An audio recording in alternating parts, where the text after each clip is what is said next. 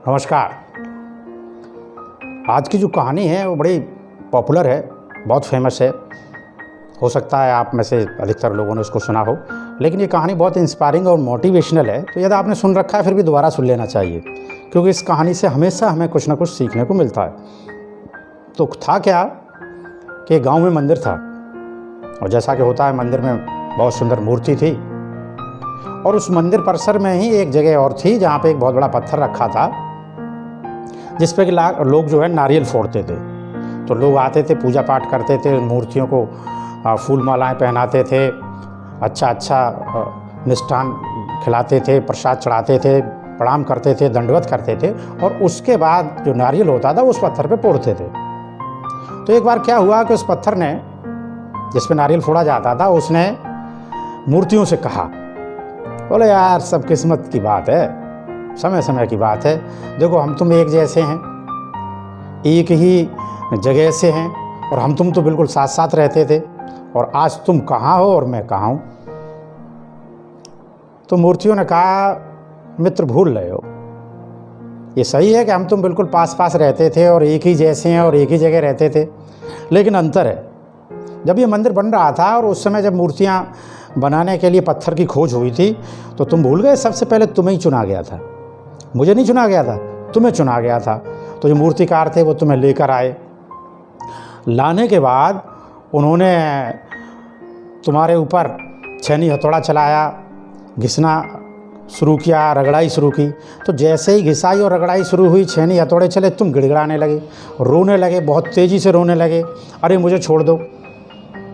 अच्छा, अब आगे बढ़ें इससे पहले एक प्रश्न, दुनिया में पानी के बाद सबसे अधिक पिए जाने वाला पेय पदार्थ कौन सा है? पानी के बाद सबसे ज़्यादा कौन सी चीज़ पी जाती है?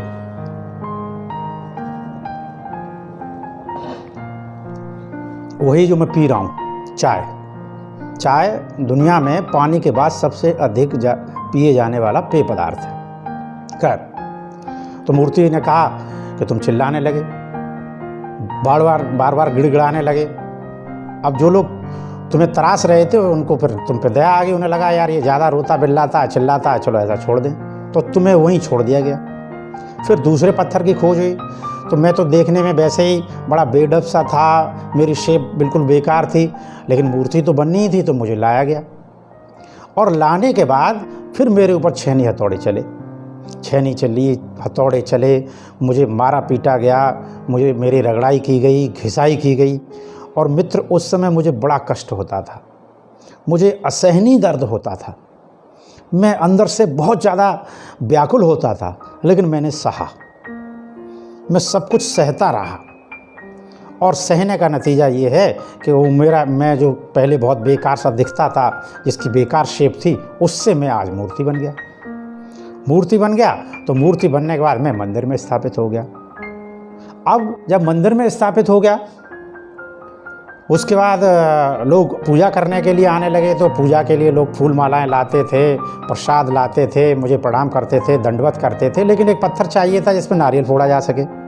तो ढूंढा गया, तो चूंकि तुम मेरे ही पास पड़े हुए थे, तो तुम्हें उठा के लोगों ने यहाँ रख दिया। अब तुम पे लोग पत्थर नारियल फोड़ते हैं। अब आगे बढ़ें उससे पहले एक प्रश्न और,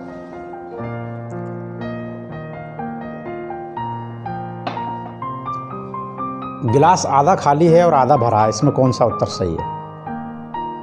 प्रायः दोनों ही उत्तर सही कहे जा सकते हैं, लेकिन मनोवैज्ञानिक दृष्टि से देखें तो जो लोग ये कहते हैं गिलास आधा भरा है, उनकी सोच सकारात्मक होती है, ये उत्तर सकारात्मक है, पॉजिटिव है। और जो लोग कहते हैं कि गिलास आधा खाली है, ये नेगेटिव सोच है।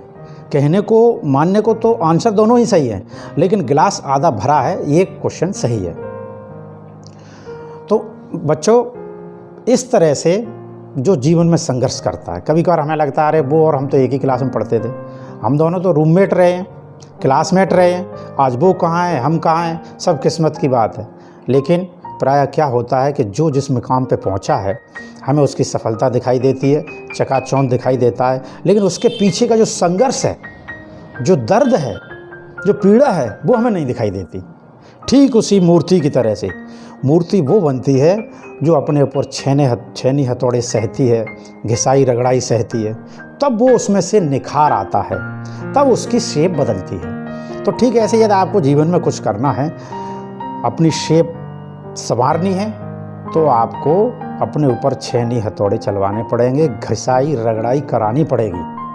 अब आप स्टडी करते हो, रात के 1 बज रहा है, आप स्टडी कर रहे हो, कोई नहीं देख रहा है, आपको नींद आ रही है, फिर आप मुंह धो रहे हो, फिर आप पढ़ने बैठ रहे हो। और जो लोग हायर एजुकेशन में जाते हैं, खास करके यूपीएससी की तैयारी करते हैं, 12 से 14 घंटे तक स्टडी करते हैं। अब आप सोचिए, 12 से 14 घंटे तक पढ़ते रहते हैं, और पढ़ते हैं, मेहनत करते हैं, दुख दर्द सहते हैं, उसके बाद उनको सफलता मिलती है। सफलता मिलने में हम कहने लगते हैं वो तो हमारा क्लासमेट है, किस्मत की बात है, हम कहाँ वो कहाँ। अरे ये तो देखो तुम कहाँ, तुमने क्या किया संघर्ष में और उसने क्या किया। तो इस दुनिया में बिना संघर्ष के कुछ नहीं मिलता है। संघर्ष करके आप सफलता को प्राप्त कर सकते हैं। मैं Amlendra Kumar Lodhi, principal director, writer, parenting coach हूँ। मेरे यूट्यूब चैनल बातों के बतासे को अभी तक आपने सब्सक्राइब नहीं किया तो सब्सक्राइब करिए, लाइक कमेंट करिए, और कमेंट में लिखिए कि आपको कहानी कैसे लगी, आप क्या सोचते हैं, आपकी सोच क्या है, आप क्या करना चाहते हैं, आगे से आप क्या तब्दीली करेंगे, आप क्या दुख दर्द सहने को तैयार हैं, हाँ या ना, लिखिए। आप अपने ऊपर छेनी हथौड़े का मतलब अपनी शेप, अपनी मेहनत करने के लिए तैयार हैं, हाँ या ना, लिखिए, और जीवन में आगे बढ़िए। और जैसा कि मैंने बताया कि ये मैंने श्रृंखला शुरू की, इससे पहले मैंने टिप्स ऑफ स्टूडेंट के नाम से पहला वीडियो बनाया, इसमें एक कहानी थी, ये दूसरा है। इसी तरह से मेरी कोशिश है कि लगभग हर संडे को एक इसी तरह की मोटिवेशनल और इंस्पायरिंग स्टोरी आपके बीच में लेकर आऊँगा और आपसे शेयर करूँगा। जुड़े रहिए, सीखते रहिए, आगे बढ़ते रहिए। Thank you.